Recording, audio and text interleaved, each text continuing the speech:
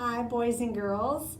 Today in reading, we are still talking about story elements. Yesterday, you guys kind of just filled in the basics as a continued review about characters, which is the who, right? The setting, which is the when and the where, and then a little bit about the problem in the story and the solution. Today, we're going to talk more about the beginning, middle, and end to make sure when you're retelling a story that you include the important parts.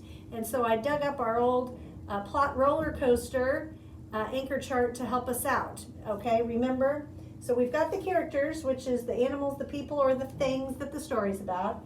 The setting, which is the when and the where. But then we've got this plot roller coaster. Because a story goes like a roller coaster, right? It starts, here's the beginning, right? It starts kind of going up.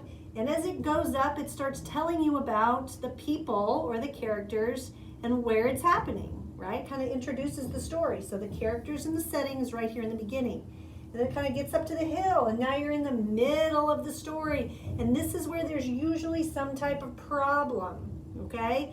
And then there become more events, like more things are happening. And by the time you get to the bottom of the roller coaster, you usually hit the end of the story. And there's a solution, okay? So building up, there are different events or things that happen, and going down, there are different things that happen. Some stories, the problem shows up early, and sometimes the problem shows up late, okay? But the problem's always somewhere around the middle, okay? So the story I'm going to read you today is super cute. I don't think I've read it to you yet. It is called Simon's New Bed, and I absolutely love it. So I'm going to read this book, and then I'm going to model or show you how to fill out this page on this book. And then I sent you a book called Enemy Pie, read by a lady online. And you're going to listen to that book, and you're going to fill this out at home on Enemy Pie. So I'm showing you with one book, and you're going to be doing it with another.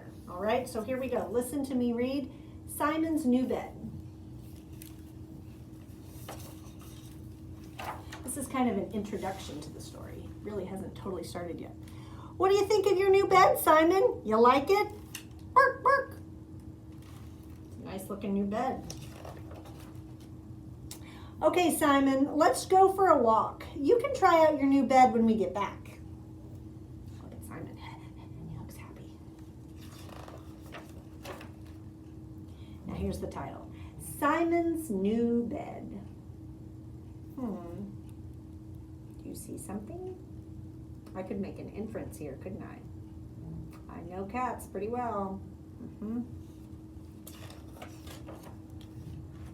Simon couldn't remember the last time he was so excited. This was going to be the best nap of his life.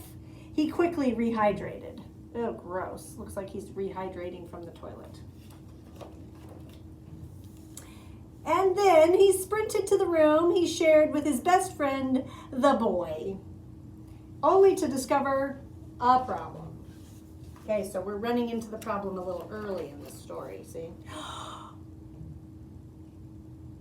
Look at the face on the dog. Oh my goodness, and look at that cat. I saw that coming, didn't you?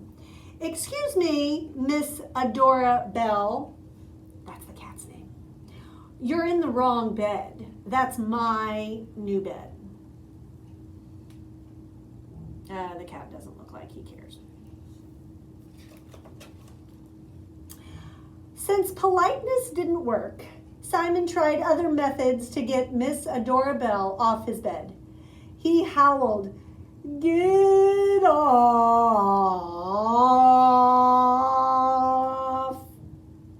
He barked, "Move! Move! Move! Move!"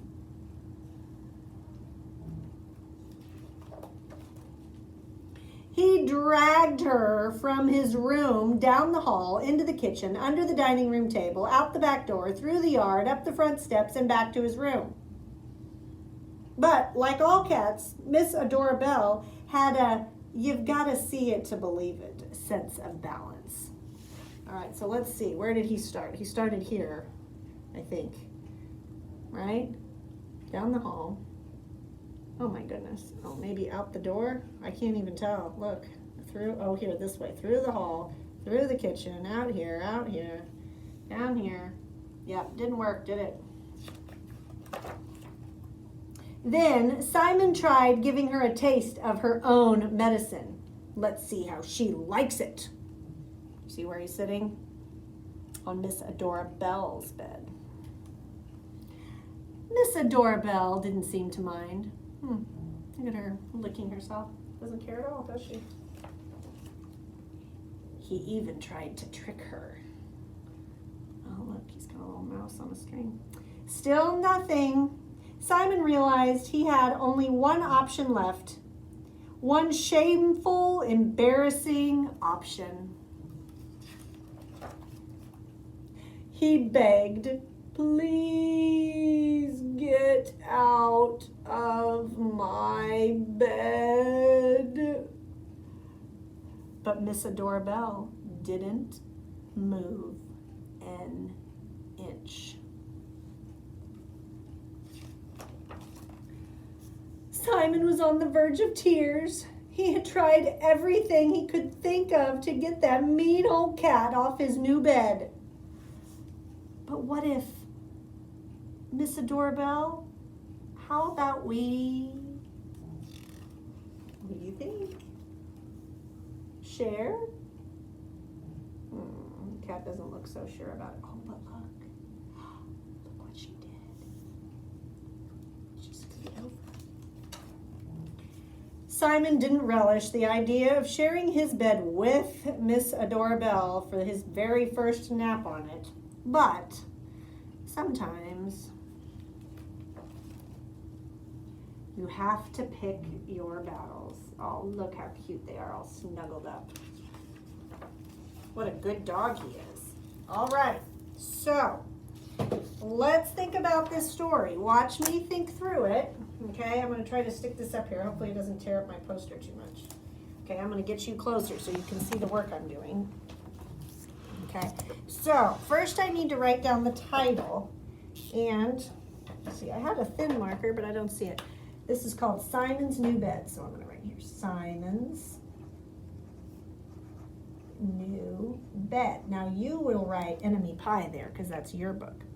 Okay, the characters. In my book, I have Simon, the dog, right? And Miss Adora Bell, that's the cat, okay?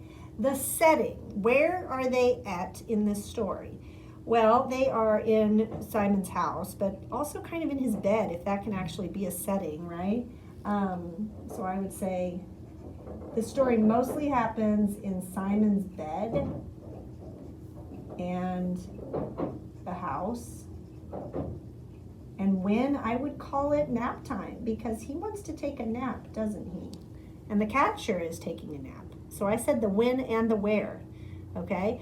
Like I didn't really know what time of day. It was kind of bright out still, so I just kind of made a good guess there. Okay, the beginning. So thinking about the plot roller coaster, right? What happens in the beginning? And I'm even going to think about this before I do the writing. Kind of like when I write a book. I plan it out so I don't run out of space. So let's see. Simon got a brand new bed and he was super excited about it, right? But the cat was in the bed, right? That was here. But there was a whole bunch of other stuff that happened. He tried like a whole bunch of things to get the cat out of the bed, right? So if I put that here, then I don't have room for the end. So I'm gonna put that the cat was in his bed and he tried lots of things to get the cat out here. So do you see how I smushed everything together? Because all of those things were just different ways to get the cat out of the bed, right? Like pulling him down the hallway, begging, howling, you know, trying to trick him. I'm not going to write all of that down because it's all smushed into one thing. It's all just trying to get the cat out of bed, right? Then I have to make sure I talk about the solution. So did he get the cat out of the bed? Yes, and he did it by asking if they could share. So that's what's going to go at the end, all right? So the beginning is where I kind of have to talk about how it starts. The middle is where I'm going to talk about the problem and some of the big important events in the story. So here we go. Simon got a new bed. Simon got a new bed, period. In the middle, the cat wouldn't get off his bed, period. He tried lots of things to get the cat off, right? So there I've listed the problem and some of the events. And now here at the end, the solution. Simon asked the cat to share, right? And it worked. They both slept together on the bed and it worked just fine. All right, so you're gonna listen to Enemy Pie. As you're listening, be thinking, what's the problem in this story? What's the solution? It's hard to squeeze a bunch of stuff in here, okay? You have to kind of decide. Talk about it before you do your writing, okay? All righty.